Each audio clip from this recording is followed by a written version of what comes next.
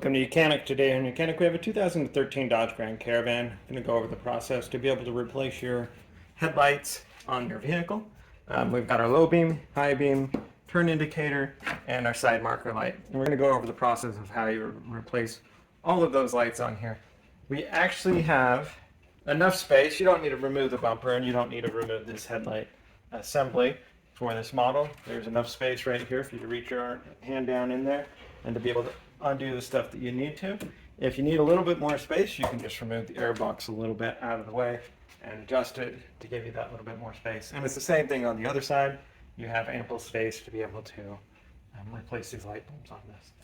So just to make it easy so that you know what you're looking at, I do have this headlight assembly bolts undone. We can pull this out to look at the back and have an easy look at what we're looking at. So we just pull this out. We're going to undo the electric connectors here.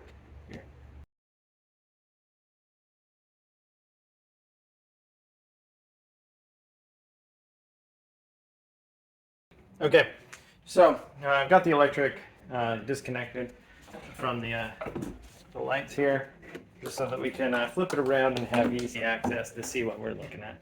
Like I said, there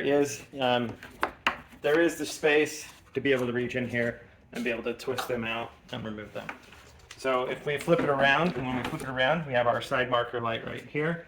We have this be our low beam, and this is our high beam, and then we have our turn indicator light right here.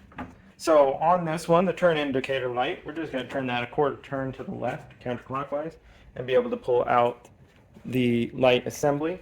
And if you were doing this and you had the electric hooked up, you can still do that by reaching in from the inside. And then to replace this bulb, it's just as simple as pulling out from the bulb housing and getting a new bulb. This is a 3757 natural amber bulb is what you would get to replace in this. And we go with the natural amber because the color, the lens color in front of it is clear, and we want people to know that you're turning.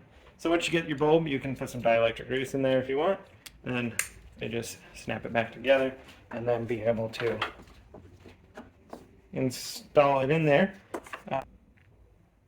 We've got tabs of different sizes, so it only has one direction that it can go in there, and then be able to twist, lock that into place, hook your electric back up if you disconnected it or not. And so that's how you would replace your turn indicator bulb.